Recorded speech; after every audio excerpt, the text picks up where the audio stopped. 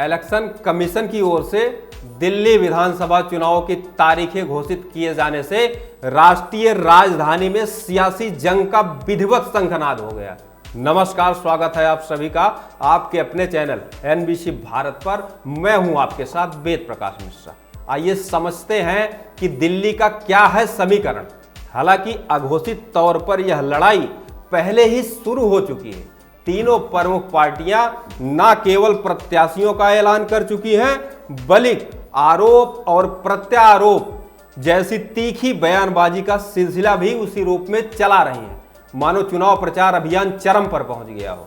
दिल्ली की यह चुनावी लड़ाई इस माने में भी खास मानी जा रही है कि इस बार भी वही तीनों दल प्रमुखता से मैदान में हैं जो पिछले चुनाव में थे।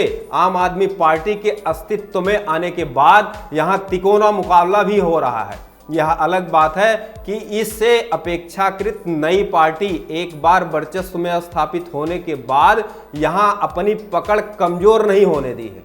पिछले दो चुनाव में उसे दिल्ली की जनता से शानदार बहुमत मिला।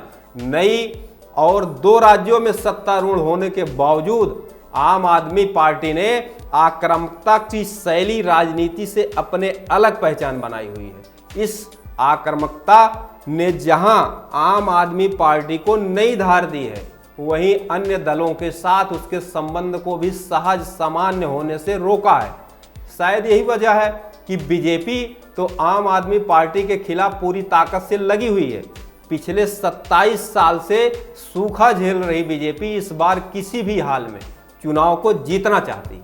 दिल्ली की सत्ता हासिल करने के लिए बीजेपी ने पूरी तरह से कमर कस ली है और अपने कार्यकर्ताओं को घर घर पहुंचाने का जिम्मा दिया है। यही वजह है कि बीजेपी के नेता और कार्यकर्ता गरीबों के बीच जाकर के अपनी पार्टी का प्रचार प्रसार कर रहे हैं। इतना ही नहीं, झुग्गियों में रहने वाले लोगों के साथ रात्रि विश्राम कर रहे हैं। बीजेपी के सभी योजनाओं के बारे में विस्तार से बता रहे हैं। ऐसे में मतदाताओं को लुभाने की पूरी कोशिश की जा रही है। कांग्रेस भी उस पर हमले करने में कोई कोर कसर नहीं बाकी छोड़ रही है।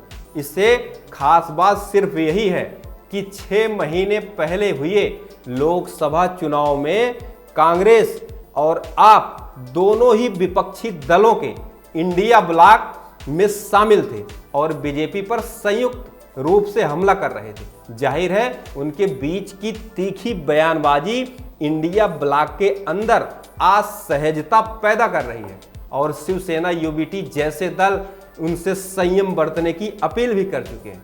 जिस तरह से यह चुनाव लड़ा जा रहा है उससे साफ है कि नतीजा चाहे जो भी हो, उसके निहितार्थ दूर तक जाएंगे। दिल्ली की सत्ता आम आदमी पार्टी के अतिरिक्त समीकरण के लिहाज से भी अहम है। ऐसे में वह हर हाल में अपनी कामयाबी दोहराना ही चाहेगी। इस बीच यह भी देखना दिलचस्प होगा कि इंडिया ब्लॉक के अतिरिक्त समीकरणों में किस तरह के बदलाव आते हैं।